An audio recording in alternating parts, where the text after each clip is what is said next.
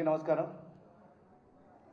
నిన్న BRS party working president KTR గారు మా కరీంనగర్ జిల్లా లోయర్ మానేర్ డ్యామ్ విహారయాత్రకు వచ్చి ఆయన ఏదో రైతులు బాగా ఉద్ధరిస్తున్నట్టు, రైతుల మీద బాగా ప్రేమ ఉన్నట్టు ఒక కపట ప్రేమ రైతుల మీద కనబరుస్తున్నాడు.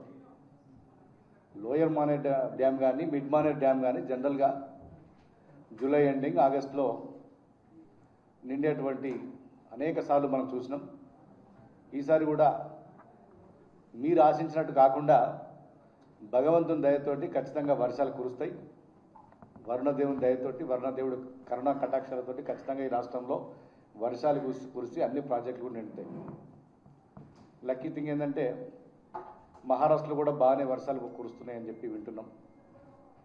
దాని ప్రభావంతో ఎస్ఆర్ఎస్కి అక్కడి నుంచి ఫ్లడ్ ఫ్లో నుంచి మిడ్ మానేర్ తర్వాత లోయర్ మానేర్ అన్ని డ్యాములు కూడా త్వరలో నిండుతాయని చెప్పి ఆశిస్తున్నాం. కానీ వీళ్ళకి ఎంతసేపు కేటీఆర్ గారికి, హరీష్ రావు గారికి ఈ రాష్ట్రంలో కరువు వస్తే బాగుండు, ప్రాజెక్టులు నిండకపోతే బాగుండు, ప్రజలు విలవిల్లాడితే బాగుండు అన్నటువంటి ఒక నెగటివ్ థింకింగ్ తోటి వాళ్ళు ఎక్కడికి పోయినా కూడా ఒక రైతుల్ని, ప్రజల్ని రెచ్చగొట్టే విధంగా వాళ్ళ ప్రవర్తన కానీ వాళ్ళ మాట తిరగడంది నిజంగా చాలా దురదృష్టం. ఎవరైనా రైతులు ఒక నాయకుడు అనేటోడు, ప్రజల నుంచి ఎన్నికైనటువంటి నాయకులు కానీ పార్టీలు కానీ వర్షాలు మంచి కురవాలి, పంటలు బాగా పండాలి, రైతులు సుభిక్షంగా ఉండాలి, ప్రజలందరూ సంతోషంగా ఉండాలని కోరుకుంటారని చూసినాం. కానీ నిజంగా తెలంగాణ ఇట్లాంటి పార్టీ ఉండడం, ఇట్లాంటి నాయకులు ఉండడం చాలా దురదృష్టకరం. వీళ్ళు ఎంతసేపు ప్రజలు ఏ విధంగా బాధపడితే బాగుండు అనే ఆలోచన తప్ప ఇంకొకటి లేదు. నేను మొన్న కూడా చెప్పిన, ఆ మధ్యలో మహేష్ బాబుది ఒక సినిమా వచ్చింది, స్పైడర్ సినిమా. అలా ఎవరు చచ్చిపోయినా కూడా వాడు విలన్ ఉంటాడు, మీ అందరు చూసే ఉంటారు. అక్కడికి పోయి వాళ్ళు ఏడుస్తుంటే వీళ్ళు హ్యాపీగా ఉంటాడు. అట్లాంటి మైండ్ సెట్ ఇలా కేటీఆర్ది, హరీష్ రావుది కనబడుతుంది. నిజంగా వాళ్ళకి ఎప్పుడు కూడా ఈ రాష్ట్రం బాగుండాలి, రాష్ట్ర ప్రజలు బాగుండాలి ఏనాడు కోరుకుంటలేదు.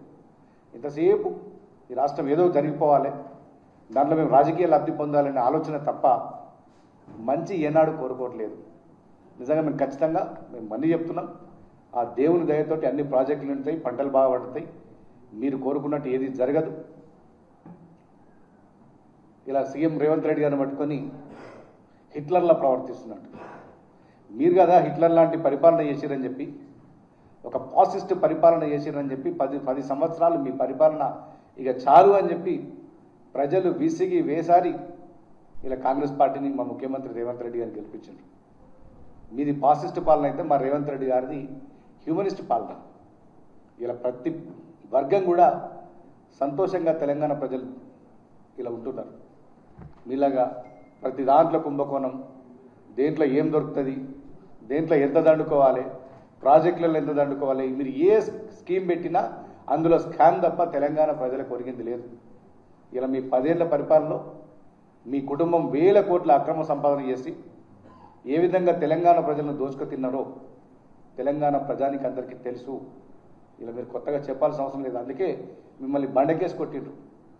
ఇలా మీరు నియోజకవర్గాలు, జిల్లాలు తిరుగుకుంటూ మేమేదో ప్రజలకు మేలు చేస్తున్నామని తలంపు చేస్తున్నాం. మిమ్మల్ని తెలంగాణ ప్రజలు ఎవరు నమ్మట్లేదు. మీ మాటలు అన్నీ గమనిస్తున్నారు. మీరు ఏనాడు ప్రజల ప్రయోజనం కోరుకోవట్లేదు. ఎంతసేపు మీరు రేవంత్ రెడ్డి గారిని ఏ విధంగా బదనాం చేయాలి, ఈ ప్రభుత్వాన్ని ఏ విధంగా అప్రతిష్ట పాలు చేయాలి అనే ఒక ఆలోచన తప్ప మీకు ఏనాడు కూడా ప్రజల సంక్షేమం మీకు పట్టట్లేదు. ఎంతసేపు కరువు రావాలి, కరువు వస్తే పంటలు పండకపోతే రాష్ట్ర ఆదాయం తగ్గుతుంది, ఈ రాష్ట్ర ఆదాయం తగ్గితే ఏ సంక్షేమ పథకాలు వీళ్ళు అమలు చేయరు. ఇట్లాంటి అన్ని నెగటివ్ థింకింగ్ తోటి వీళ్ళు పోతున్నారు. నిజంగా మీరు ఏది అనుకున్నా జరగదు. ఖచ్చితంగా రైతులు సుభిక్షంగా ఉంటారు. ఇలా ప్రాజెక్టులు ఏ విధంగా నింపుకోవాలో మాకు తెలుసు. ఒకవేళ వర్షం ఎల్లినో ప్రభావం వల్ల నిజంగా వర్షపాతం తక్కువైతే కూడా ఈ ప్రజలను ఏ విధంగా వాడుకోవాలి, హైదరాబాద్కు మంచినీళ్ళు ఏ విధంగా ఇవ్వాలి, ఇవన్నీ కూడా మా ముఖ్యమంత్రి గారికి, మా ఇరిగేషన్ మంత్రి ఉత్తమ్ కుమార్ రెడ్డి గారికి బాగా తెలుసు. ఇలా నిజంగా మీ నుంచి సలహాలు తీసుకోవాల్సిన అవసరం లేదు. ఇలా నిజంగా ఏదైనా ఉంటే బాగుపడే, ఏదైనా ప్రజలకు ఉపయోగపడే పని ఉంటే చెప్పండి. ఎంతసేపు పిల్లి శాపనార్థాలు పెట్టినట్టు ఈ కుట్ర రాజకీయాలు, ఏడుపు కుట్ర రాజకీయాలు బంద్ చేసి ప్రజలకు ఏ విధంగా మంచి జరుగుతుందో వాటి సలహాలు ఇస్తే స్వీకరించడానికి సిద్ధంగా ఉన్నాం. ఈ పిచ్చి పిచ్చి మాటలు మాట్లాడి ఏది పడితే అది మాట్లాడితే తెలంగాణ ప్రజలు ఎవరు కూడా హర్షించడానికి సిద్ధంగా లేరు. ఇలా ఆ రోజు హిట్లర్గా పక్కన్నట్టు గోబెల్స్ ఉన్నట్టు ఇలా కేసీఆర్ గారికి ఇద్దరు అటోలు ఇటోలు ఉన్నారు. హరీష్ రావు గారు దిక్కు, కేటీఆర్ రావు దిక్కు. వీళ్ళిద్దరు ఎంతసేపు అబద్ధాలు ప్రచారం చేయడం, ఫాల్స్ ప్రాపగండా చేసుకుంటూ తెలంగాణ ప్రజల్ని మభ్యపెట్టే ప్రయత్నం చేస్తున్నారు. ఇలా నిజంగా గోబెల్స్కు పోటీ పడే విధంగా ఇలా ఎవరు నెంబర్ 1 అని చెప్పి కేటీఆర్ ఎక్కువ అబద్ధాలు ఆడుతుండా, హరీష్ రావు ఎక్కువ నీకంటే నేను, నాకంటే నువ్వు అని చెప్పి అబద్ధాలలో మీరు పోటీ పడుతున్నారు. ఇలా భవిష్యత్తులో మీరు నిజాలు చెప్పినా కూడా తెలంగాణ ప్రజలు నమ్మే పరిస్థితి లేదు. అంత ఘోరంగా మీరు అబద్ధాలు చెప్తున్నారు. మీరు అసలు 100 మాటలు మాట్లాడితే 99 మాటలు అబద్ధాలు తప్ప నిజం చేయదు. భవిష్యత్తులో నిజంగా మీరు ఒకవేళ నిజం చెప్పినా కూడా ఈ తెలంగాణ ప్రజలు నమ్మే పరిస్థితి లేదు. ఎందుకంటే అబద్ధాలకు బ్రాండ్ అంబాసిడర్ ఎవరంటే KTR, Harish Rao. First second rank ఓలికియాలని Telangana ప్రజలు వాళ్ళు తేల్చుకోలేకపోతున్నారు. అంటే అంత ఆ లెవెల్లో మీరు అబద్ధాలు ఆడుతున్నారు. ఇది మంచి పద్ధతి కాదు. ఇప్పటికైనా రాజకీయాల కోసం ఇంతగా దిగజాల్సిన అవసరం లేదు. 10 సంవత్సరాలు పరిపాలించిండ్రు, అంతకుముందు ఉద్యమం చేసిండ్రు.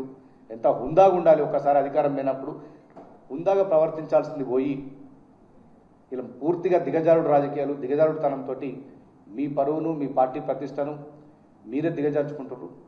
ఇప్పటికైనా మీ పంతా, మీ వ్యవహార శైలి మార్చుకోవాలని చెప్పి ఖచ్చితంగా ప్రాజెక్టులు, జలాశయాలకు సంబంధించి ప్రభుత్వం దగ్గర స్పష్టమైన ప్రణాళిక ఉంది. ఖచ్చితంగా తెలంగాణ రైతాంగాన్ని, తెలంగాణ ప్రజల్ని ఆదుకునే బాధ్యత మా ముఖ్యమంత్రి గారు చూసుకుంటారు. మా ముఖ్యమంత్రి గారు దూరదృష్టి ఉన్నటువంటి నాయకుడు, మీలాగా దండుకునే నాయకుడు కాదు. ఖచ్చితంగా రాష్ట్ర ప్రయోజనాల విషయంలో, రాష్ట్ర ప్రజలకు సంబంధించి ఏ విషయంలో కూడా రాజీ పడకుండా ఖచ్చితంగా ప్రజల్ని కాపాడుకునే బాధ్యత ఈ ప్రభుత్వం తీసుకుంటుంది. Thank you.